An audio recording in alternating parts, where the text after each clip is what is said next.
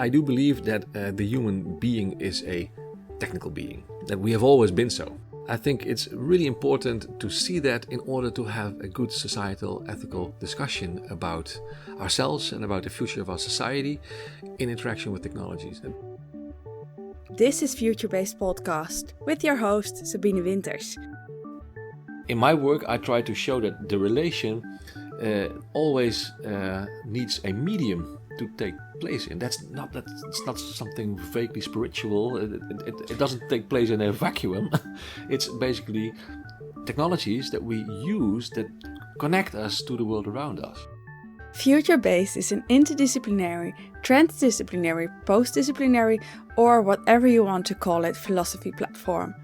Not only do we share podcasts and articles, but we also organize discussions, reading groups, meetups, gatherings, performances and everything in between. Because there's this tendency to forget the importance of reflecting on how the world is changing and in particular what the consequences of these changes might be. And as paradoxical it might sound, familiarizing ourselves with the future grants access to a better understanding of the now. If you want to know more about Future-Based, please visit futurebased.org. I think philosophy is of utmost importance here, because I think we are discovering ever more that the societal developments that we are facing now, also the societal challenges, totally move beyond disciplines. It's not just multidisciplinary or interdisciplinary, it's basically something like transdisciplinary or post-disciplinary.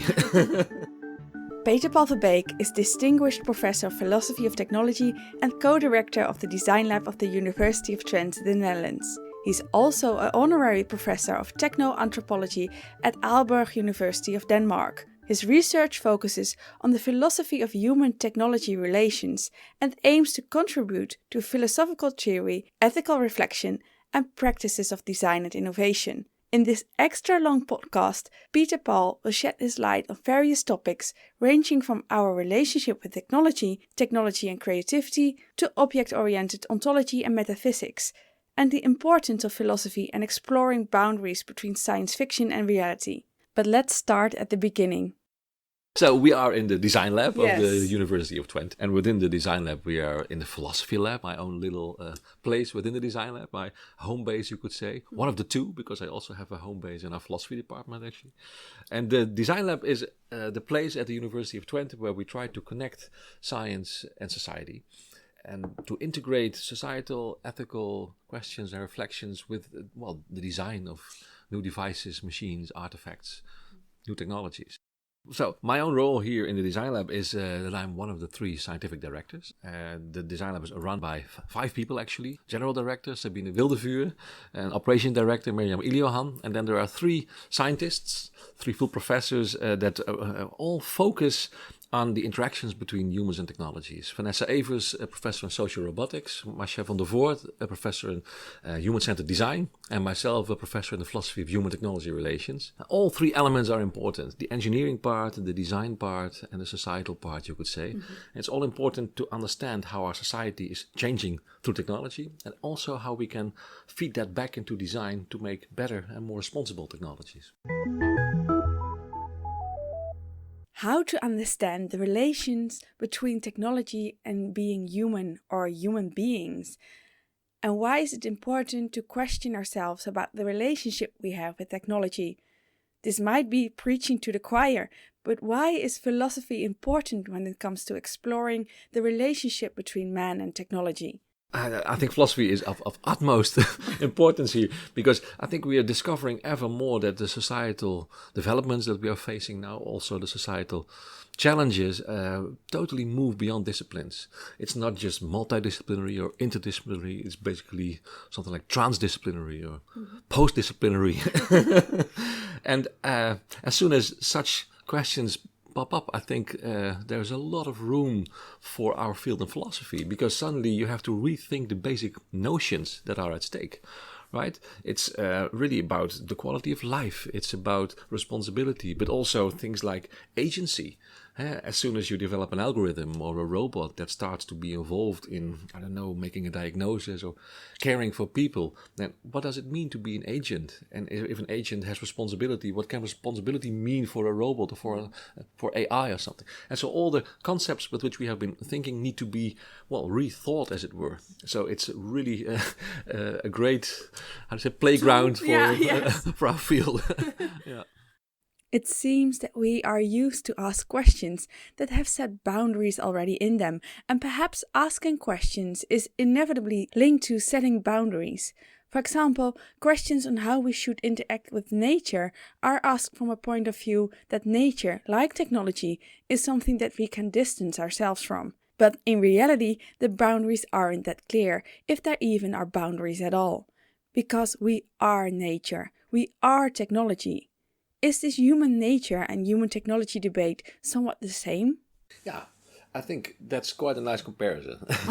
In a sense, you can even say that in the domain of philosophical anthropology, field of philosophy that tries to understand what it means to be human, both elements have been very important. So I think the whole field came into being in reply to the theory of evolution. So in the old idea, humans were God's creation, and now suddenly we're just an animal, more like an ape than we're like God, right? And that was, of course, something that required a lot of reflections of what does it then mean to be human? And interestingly, in understanding evolution, people also discovered that we are also to be demarcated and also linked to technology. And so one of the most influential theories in early philosophical anthropology is from Leroy-Gourand, a French anthropologist, whose theory is that the most central feature of the human is that we started to walk on 2 legs rather than 4, which gave us hands. An animal has to take everything it wants to hold in its mouth, but we can use our hands. Mm-hmm. And he says that even the development of the brain stems from the fact that we have hands, because those hands were only meaningful when we could use tools, make tools, have the creativity to make tools, have the language to speak to others and explain what we could do with the tool, to have memory that we still know what we can do with the tool.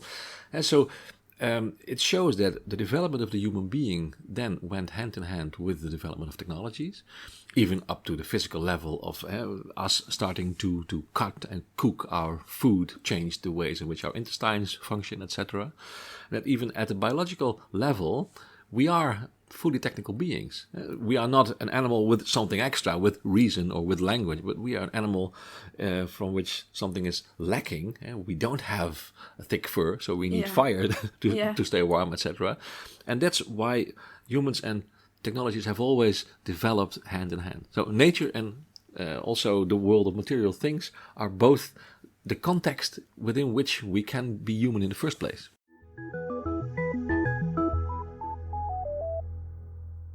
What does it mean to be human in relationship with technology? And how do you give meaning if this meaning and reference is always changing? I think behind the question, a very philosophical remark, is already an idea of what it means to be human. And that being in control, being autonomous, is the highest value, the highest thing to achieve. Typically then, life becomes a matter of trust. And there's a lot of suspicion, distrust. And that's, of course, also a very big theme in Freud's work. I'm not a Freudian, by the way. Okay. But it's interesting to look at the human being also through that lens, I think. And well, in that sense, you could say that the approach that I take is much more of a Nietzschean, if you want to link it to a thinker. Also, I would never call myself a Nietzschean. But what I like about Nietzsche is this idea, on the one hand, that we need to be understood as the outcome of evolution. So we need to take those scientific theories very seriously in our thinking.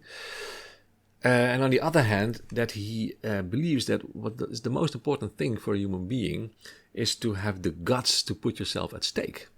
So his notion of the overman, the Übermensch, is a horrible word in German because it has got linked to the fascists. Which of course, it's totally not what Nietzsche wanted. But the overman means it's a being that's always in development. It's a being that's always designs itself, as it were, to say it very much like you would do in this engineering context, in this design lab where we are now. To be human means to design yourself, to shape yourself, which is also the core of existentialism, I think. We are free. We are doomed to be free. We cannot do otherwise. If you deny that, then you deny your humanity, right?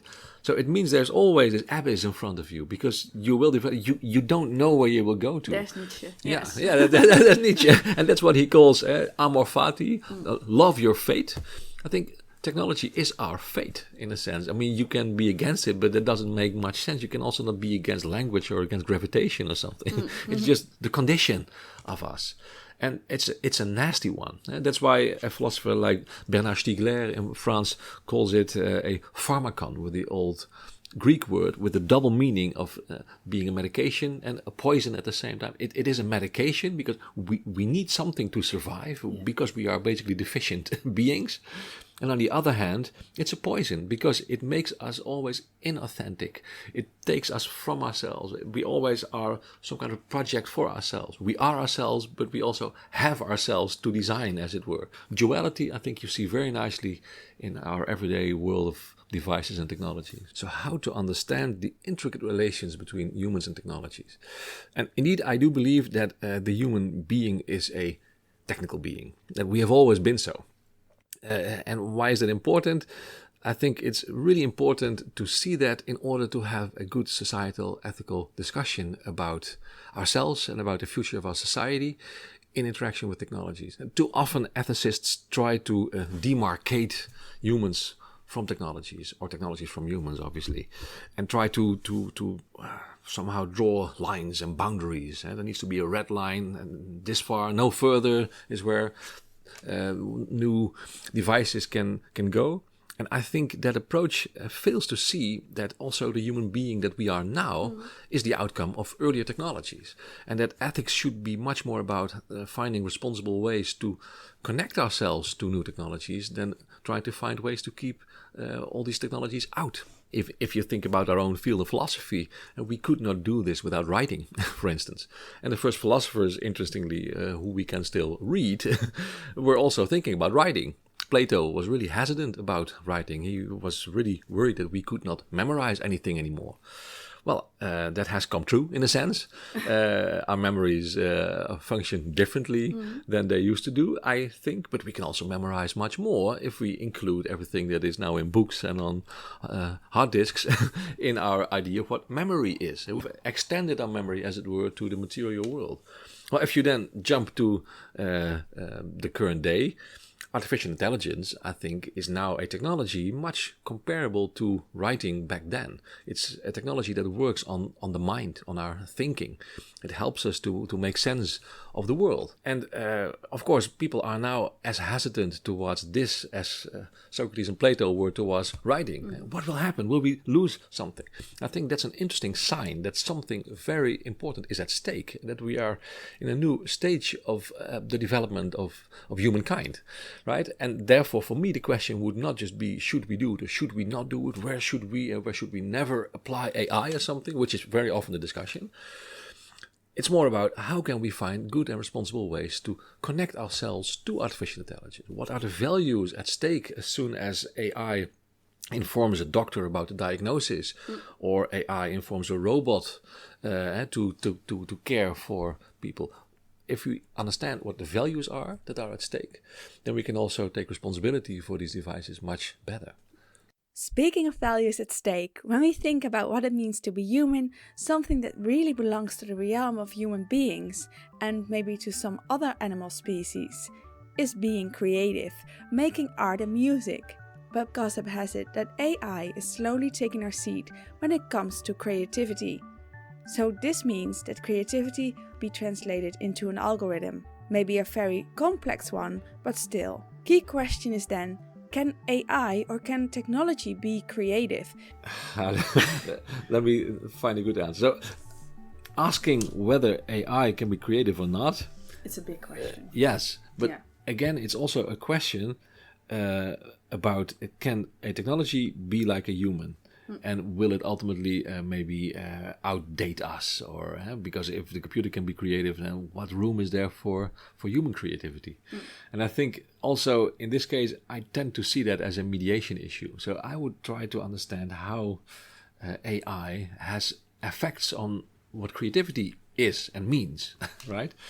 And I could imagine a computer being able to generate zillions of varieties on something, and maybe even copying kind of a path of associations that writers or novelists or painters or composers could follow, and that it could mimic the process of creativity. But I think ultimately the value of a work of art is not just in that it is a nice outcome of creativity. That's like saying that the essence of a car is in the engine, but it's in that you can move with it or something. So art requires creativity, but it also requires meaningfulness, and it has a meaning. It makes a statement. It's, I don't know, critical or beautiful or awesome, literally. And I think we could be lucky and see a work of art generated by AI and then see that it's very beautiful or inspiring. But as soon as it really tries to give a message, we cannot get in touch with the author of the artwork. It's really hard to see it as a message, because the message doesn't come from someone, right?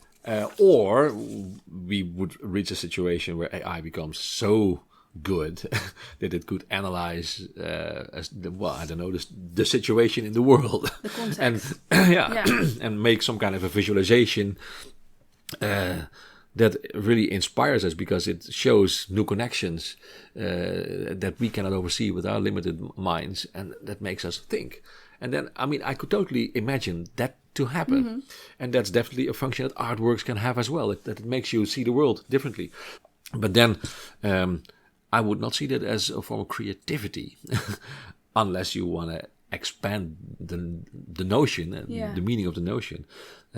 I would say, well, then we are basically back to what technologies have always done. They have always changed how we understand the world. They are not neutral. They are not neutral tools. They're not just a pill that we take and then everything changes. They are impactful. What parenthood means changes through the birth control pill. What good care for elderly people means changes through the devices we have. How much pain we find acceptable changes through anesthetic devices. How we want to suffer at the end of our lives changes through means we have for euthanasia. So in that sense, technology has always been creative, in the sense that it has been the source of new frameworks of interpretation, just like artworks. It's also not for no reason that the old word techne meant both art and technology.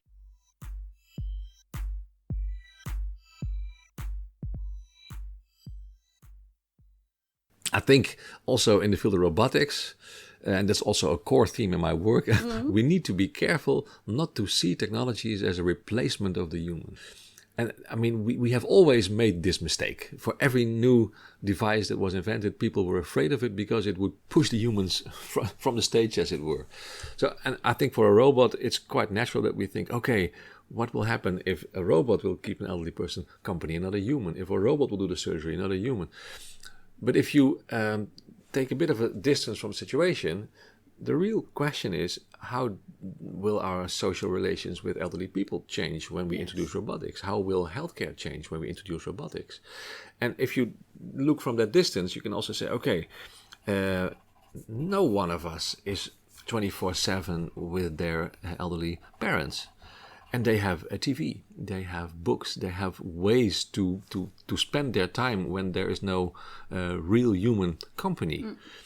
So why could not a robot be a new element of that? Knowing that it's not a human, it doesn't replace a human. It is just a very fancy way of spending your reading time. a book. Yes, yeah, maybe. And that has become very old-fashioned already. I think for many people, not for a philosopher, I think. And in healthcare, I believe the same. I mean, if I give a talk, I often show a picture of a feeding robot who gives an elderly Japanese man some food, or that, I should say. And most people, when they first see the picture, they are horrified. They think, oh, this is not a future we want. We want people to take care of people. Such a vulnerable old man needs human care, not robot care. That's not real care. But funnily enough, well, it's not funny, but my own father at the end of his life could not eat anymore. So I have seen from nearby what it means for somebody to live like that. And he found it so degrading and humiliating that other people had to feed him. And so my mother could do it, obviously, my sister and me, one neighbor. If we were not there, he would just not eat. He found it too embarrassing to let someone feed him. Well, when I saw the robot, I thought, well, this is actually, it's so outdated to think that this is just a terrible way of keeping human care from a human being. Yeah. This would have been great for my father. He would have loved it because he would not need to undergo that whole humiliation. Here in our design lab, some people even made an algorithm with that robot for people who cannot operate it with their legs or their chin anymore. If you can do nothing, then still you want to eat in a group because you feel most lonely when you're sitting just all alone in your own room. Mm-hmm. So they made an algorithm that can follow the conversation at the table, and when there is a pause coming, then it gives a bit of food to the patient. Very basic algorithm. It's not so hard, I think. I'm not a coder, but this means that you can connect ethical values to the design of technologies, and that a robot can actually be very ethical and much more humane than letting humans feed humans. So in this next part of the podcast, we slowly move from the ethical questions around robotics to the field of metaphysics, ontology, and the distinction between subject and object. Why should we even care about the object-subject relations and rethink the relations we have with objects around us? But still, I think this underlines the importance of designing for values, yes, because those values are also cultural. So I could imagine that the culture of embarrassment can even be bigger in Japan. But what I also know is that it's much less hard for people from some Asian contexts to take robots seriously as actors. Because, I mean, we make that kind of neurotic distinction between the subject and the objects are dead and silent and mute, and the subject are active. And as soon as you blur the boundary, then you get punished for making a category mistake or something. In some Asian countries, there is a form of agency in things, and I think we call it animism, but that sounds like it's kind of a retarded way of thinking about things. It is not retarded. It's a way of showing respect. Basically, it's a culture of respect for everyone and everything, and that means that you have a much more fuzzy boundary between humans and things than we make in our Western culture. Mm-hmm. And it also gives a much more natural role to robots in societies. It's not for no reason that in Japan there are so many robots. Yes. Yeah. And it has this a link to I'm going a bit off topic, but has this a link to object-oriented ontology? Probably. Yes. I mean, this is one of the fascinating developments that you see now. It's also approaches that cause a lot of discussion within philosophy. Yes. So I'm obviously in that field in philosophy where we try to rethink things, or to rehabilitate things in a sense, to give material objects, to use a very Western word, a more natural place in our thinking. And there are several approaches. Object-oriented ontology is one of them. Starting really from the object, so trying to understand the world from the object, which is of course bridging the Kantian gap. Yes. So indeed, for Kant, that's of course then our anti-position, because that's one big attempt to bridge the gap, but the gap was somehow created by himself by separating consciousness within us and the objective world outside. And then the question is, how can we possibly be sure that what we think in our minds connects to the world? Of course, this is a caricature of Kant, because I mean, I could also say that Kant is basically the one who started thinking about the whole relationality between humans and the world, which resulted in phenomenology and ultimately post-phenomenology, where I see myself being located. But that's also a good thing to say. I mean, I've had a lot of discussions with Harman, Graham Harman, the main thinker. Yeah, maybe you should interview him at some point as well. Maybe, yes. Yeah. But I mean, the dispute seemed to be that, for me, ultimately we should think about relations. I do not want to give up the distinction between the humans and the non-humans, the subjects and the objects, as people like Bruno Latour would do, even though I have a lot of respect for his work, and it has inspired me. It keeps inspiring me a lot, maybe most of all. There's one thing in Latour that I find hard to swallow, and that is the symmetry principle. So the idea that we should treat humans and non-humans alike, as if there's only one. As soon as it has an impact, it's an agent, and that's enough. From a phenomenological point of view, I would say we experience ourselves as ourselves being in a world. Mm-hmm. There is some kind of a relation from us to the world around us. And that gives us a separation between subject and object, or human and world, whatever you want to call it. And my whole work is about showing that you can never have the one without the other. And that's actually what phenomenology has always said. Humans are always somehow related to the world. You cannot just see something, or hear something. And the world in itself, it will probably exist, but we will never find out what it is in itself, because as soon as we ask a question about it, it's the world for us, as we have a relation with it. So you can never overstep the relation, right? And in my work, I try to show that the relation always needs a medium to take place in. It's not something vaguely spiritual. It doesn't take place in a vacuum. It's basically technologies that we use that connect us to the world around us. So I see technologies as mediators. As soon as we use a technology, it links us to the world around us, and in doing so, it makes the world meaningful for us, but it also constitutes what we are in relation to that world. So you could even say, first there is a relation, and then there are the relata, to say it very philosophically. Mm-hmm. So first there is a technology. An example that I used in my book on the boundaries of the human, ultrasound, and there's a pregnant woman or couple and a fetus, an unborn child, and then you make an ultrasound, and of course there is a pregnant woman and a fetus, but you can say as soon as you make an ultrasound, first there is this new relation, and then suddenly what it means to expect a child changes totally, because suddenly you become responsible for things that could be wrong, to say it, with your child, and the child suddenly becomes a potential patient for whose life you might need to take responsibility. Yes. So everything changes. You change, the fetus changes, and even if you don't use ultrasound, the fact that we have it makes us responsible. Even not having a scan made has become a choice. Technologies are media. And so that is not object-oriented ontology in a sense, because for me it's about a relation. But the last discussions that I had with Graham Harman were typically about the fact that for him the objects are actually these relations, because you can never, of course, think really from the objects themselves. So I mean, the furthest you can go to think about the relations.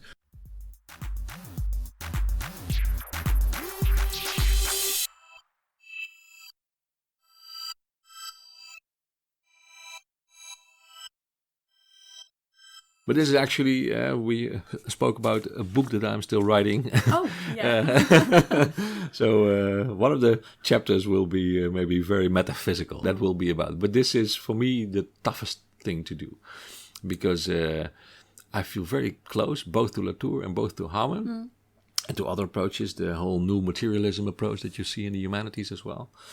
So it's... what I want to do is to empower this movement and also demarcate what I think is the most important line within it. But basically, I also want to keep up the idea that this is one movement that deserves, maybe a bigger place in our thinking. Yes, because it's relative unknown within academic life.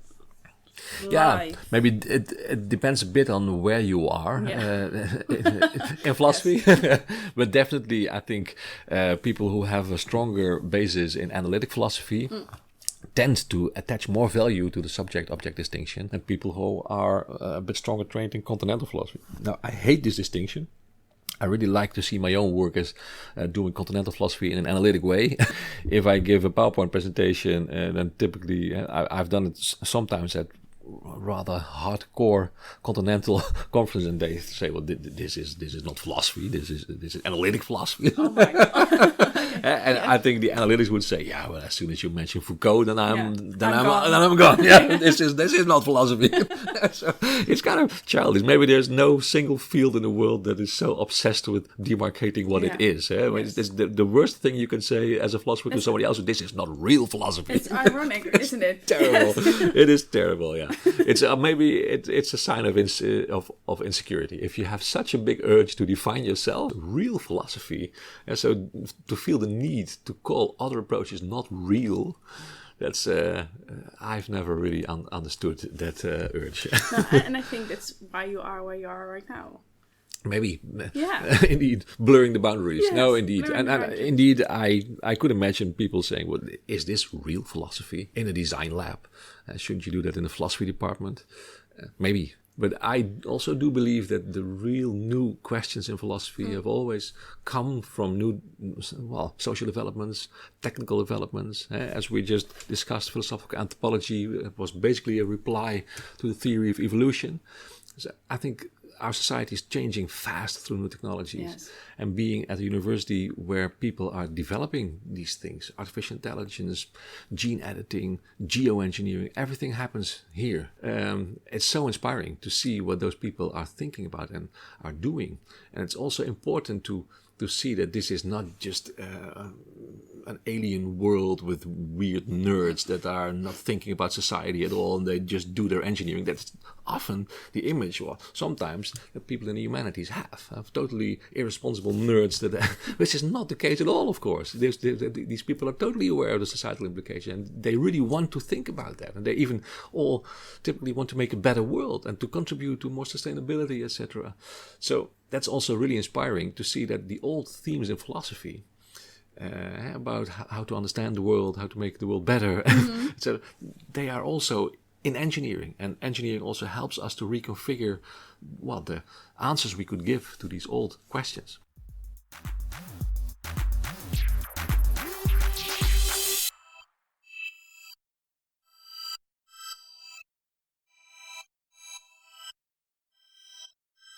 Designers, makers, thinkers, they all give shape to the world we are living in. What does this say about the responsibility of a maker, an author? Morality and creativity are in a constant flux because of the technologies are developing and changing constantly. What we should try to understand are the intricate connections between technologies and humans. What does this mean regarding the responsibility of makers for possible outcomes and unforeseen changes of new technological developments?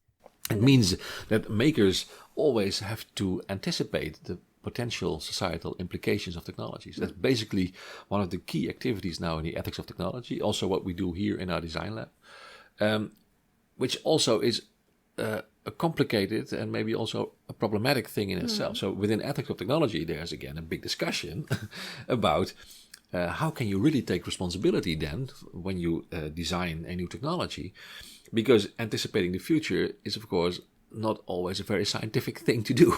You cannot somehow really make a good prediction of the future. You can't. Always unexpected things that happen. Humans use technologies in unexpected ways, give different meanings to it. So some people say we should see every design of a technology basically as a social experiment. Ibo van der Poel at Delft University of Technology, very nice colleague of mine, has this approach. So he says, since we cannot anticipate rationally, we should just make tiny little steps. See it as an experiment that we always, as well, like we do it in healthcare. We do experiments on humans, but of course we are aware that we need to do this very, very, very carefully. So the same approach we should have in the ethics of technology. Small steps, see what happens, which I like in a sense, but the problem is that sometimes a technology is so disruptive that the small step is simply not available. Yeah. It's either jumping or nothing, and actually when it is there, we have almost already made the jump. Can you give an example? Well, I think what you see at the moment with gene editing, Yes. and of course, yeah. So the technology is there, and it's actually quite doable to edit the genome of people. It is not very easy, but it's also not something that only 2 people in the world can do. And people have already been doing it for humans, right? So it is a very disruptive technology. We will know. Well, we don't know what it can bring, but we cannot say, "Oh, let's do it a little bit," and then see what happens. And then we know if we want it or not. No, it is there, right? So we will have to learn how to deal with it, and that's why I also think we need bigger forms of anticipation, and that typically requires tools to trigger our imagination. And then the goal is not to make a prediction, this will happen or something. It's more to open a potential space so that we can have a good debate about what could be at stake. Thought experiments? Yes, that would be the analytic word for it. But I think it can even go further because... so, for instance, Challing Swierstra, Maastricht University, another good colleague of mine in ethics of technology, works with what he calls vignettes. So he tries really to anticipate like a future 30 years from now and try to think radically through potential societal implications. Then it would say, okay, if we would have nanoparticles in our food that would somehow prevent the unhealthy stuff to get some processed by our bodies and we just poop it out again. And you could basically eat everything you want to eat and choose what will reach your whole metabolic system. Yes. Yeah. What would that do to the ways in which we take responsibility for eating? What would it do to the meaning of being overweight? And so, I mean, if you do that, then of course you cannot make a prediction, but it's much like science fiction, but then maybe a more rational way of doing it. And I think that's what we need. I think even Günther Anders already said what we need is moral imagination. Use that. Applauding, yes. Good. No, but in our field, we cannot do without it. And the easy reproach that it's not scientific, I couldn't care less. Because, of course, it would be really odd if you would claim that you have a scientific way to predict the future. Well, maybe in physics, you can predict how fast a particle will fall or something. But about society, this is simply not possible. Fortunately not. But that doesn't dismiss us from the responsibility to try as much as we can to take responsibility for the future that we might be creating with technologies. And just like that, we ended up discussing my favorite topic in philosophy, the relation between science fiction and reality, and the field of speculative thinking and science fiction to explore new technologies and futures. Now, let's go a step further. You might have heard of the third pill of Slavoj Žižek, right? If you do not, and you are interested in films like The Matrix, you should definitely Google him. But for now, is there or is there not a real distinction between fiction and reality? Of course, my question is based on Slavoj Žižek. The third pill. Yes. The pill that makes you aware of the fact that your reality is actually a fiction. Yes. Yes. So kind of a meta pill, a kind of a philosophical pill. Well, so... maybe the two things I want to say. It was going to be a long answer. I hope it's not a problem. No. So one thing is, I do believe that it's important to have a distinction between fact and fiction. I think if we totally give up on that, then we end up in a situation where it's really hard to keep a society together. And Hannah Arendt even said very nicely that the ideal subject of forms of totalitarianism are those people for whom the distinction between true and false does not exist anymore. We see what's happening now with the whole debate about disinformation, fake news, by which I totally do not want to claim that we should base policy on facts and nothing but the facts, because all facts are values as well. So I don't believe in neutral facts. So that's maybe the most important thing. First thing that I want to say, facts and fiction come together in the sense that we always need interpretive frameworks to make sense of the world. So what a fact is for us, to say it in a very Latourian way, requires a lot of work to be a fact.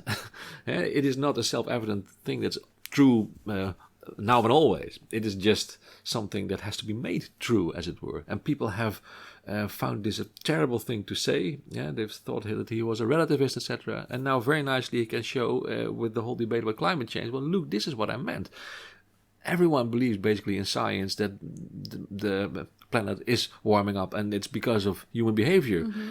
But we have to make this a fact, because there are people in the world who simply do not get this and who think we can just go on. So in that sense, the distinction between fact and fiction is both important and also a bit relative. But that third pill itself is a fictional thing that is totally misleading for me, because it really embodies for me the pill, the idea of a technology that is neutral, that doesn't mediate. So you take the pill and everything changes. Yes. So a pill suddenly makes you aware, and that is the most dangerous fiction that we have in our society. Many people have this neutral idea of technology. It's just a tool. We have the goals. Technology is a neutral means, and we can change the world by using the tools in a responsible way. All the ethics is then in the user, not in the technology. And we fail to see that there is so much normativity in the tools that we make that we need to understand that and to shape that to have a better world. Maybe we should take the red and the blue pill at once. That's something different. Exactly. Yes. We'll be black then. Or We can philosophize about that. I think why I'm asking this is because I think science fiction and analyzing science fiction is very, very important. For example, take Orwell, 1984. It's very much coming to life in our current society. Yes. But what technological developments are you looking forward to, or what sparks your enthusiasm? Woo! I think from this Nietzschean mindset, it's always a combination of enthusiasm and also fear. Now, so, I mean, I've been obsessed over the past year with artificial intelligence because of my work for UNESCO to study the ethics of it on a global scale. And so I think that's a fascinating technology. I mean, we can say a lot about it. But the technology that I'm at the moment most fascinated but also frightened by is the technology of geoengineering. It's totally different. But having walked around now for some time in the UN context at UNESCO, I've come to believe that this technology is going to be a major topic of discussion in the coming decade. Because the awareness of the disasters that are ahead of us is getting very big, and it's really terrible to see how fast the Earth is warming up. It goes much faster than we thought. So, I mean, you can try to deny it, but there will be disasters, there will be refugees, there will be serious conflicts between countries, I think, because of this. And I think the reflex people will have is to try to have an engineering way out. And then you can say, okay, we should never do this because it's megalomaniac. Maybe we cool down the Earth, and maybe nobody can ever live here. And is it reversible? So I totally share those hesitations. So it's totally frightening. At the same time, the current heating of the planet is also induced by us, right? So we have always influenced, not always, but we have quite recently started to influence it at a very large scale. So how to think well about the possibilities we have, how to think about whose rights are at stake, whose vulnerabilities should be included, but also how we can have a democratic way of discussing this, who should be represented in that whole democratic process. Is it also the future generations? Is it also the interest of nature itself? So it's, I think, a technology about one of the most pressing issues that humankind is facing at the moment. And the Earth, as Latour says it so beautifully, has never been questioned. It has always been the self-evident background for everything, and suddenly it starts to speak back. So this is not a cheerful story. Sorry for ending like this, but I still believe we should stay optimistic. I still believe that there are things we can do, and I also really believe that technology could play an important role here, but not just as a nice and fascinating engineering project. Let some engineers solve the whole crisis. It's not as simple as that. It requires a lot of new frameworks, concepts, forms of inclusion, also the interests of people in the south of the world who are typically not even at the table when the engineers would think of doing this. So in the context of world peace, future of humankind, I think this is the most fascinating technology, and I would hope for some good science fiction movies actually to help us explore what the potential futures could be. Like Heraclitus once said, everything is change and everything flows. But it doesn't mean it's meaningless to go into dialogue with each other. On the contrary, reflecting and raising awareness about these changes in technology, for example, is the most important and valuable tool we have. And therefore, I would like to go into a bat for practicing philosophy, for searching this interconnectedness, and for blurring boundaries, maybe only to make them distinctive again, who knows. I want to thank Peter Paul Verbeek for this awesome interview, but also a thank you to you. Thank you so much for listening. If you want to know more or take a look at the show notes, please visit futurebased.org.